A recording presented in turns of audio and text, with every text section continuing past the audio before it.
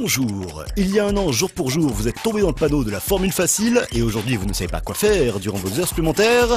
Bienvenue dans Temps perdu.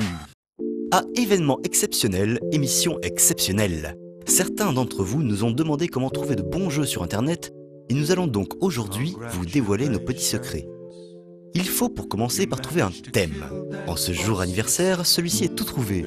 Ensuite, vous devez taper quelques mots-clés que vous inspire ce thème dans votre moteur de recherche préféré. Par exemple, petit, jogging et pétaradan pourraient vous amener sur le blog de Nico Shark. Là, vous découvririez un petit jeu sans prétention développé par le duo fort sympathique composé de Keck et Frantico. Il s'agit de faire lâcher les gaz à Nico Shark durant son footing quotidien en tapant les proutes qui s'affichent à l'écran. Bon, je sais, ça n'est pas super classe, mais avouez que c'est drôle. Toujours sur le même thème, si vous faites une recherche sur guerre, tuerie et porte-avions en solde, peut-être aurez-vous le plaisir de vous adonner à ce Naval Fighter. Il rappellera à certains un classique de notre enfance, 1941. Est-il besoin de vous en expliquer le gameplay? Vous dirigez avec votre souris l'un des 3 avions qui vous sont proposés et vous tirez dans le tas. Même si on en fera assez vite le tour, c'est plutôt réussi et surtout ça permet de se défouler efficacement.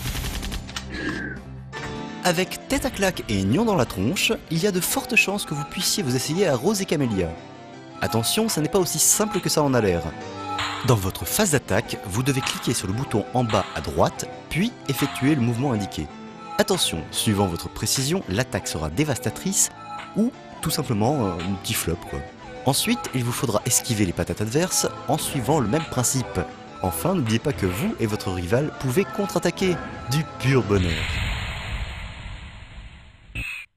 Pour finir, avec désœuvré, chômage, précarité et envahisseurs, le résultat est bizarre. On tombe sur une sorte de clone de Space Invaders. Et là, franchement, on se demande bien quel pourrait être le rapport avec le sujet qu'on avait choisi au départ. Non, on a beau chercher et tirer sur ces petits êtres étranges que l'on connaît si bien, on ne voit vraiment pas comment on a pu arriver là. Alors bon, on ratiboise gentiment tout ça et on se demande quel sera le thème que l'on abordera la semaine suivante. Parce qu'il faut bien s'occuper et que surtout, il ne faut pas oublier que, pour gagner plus, votons.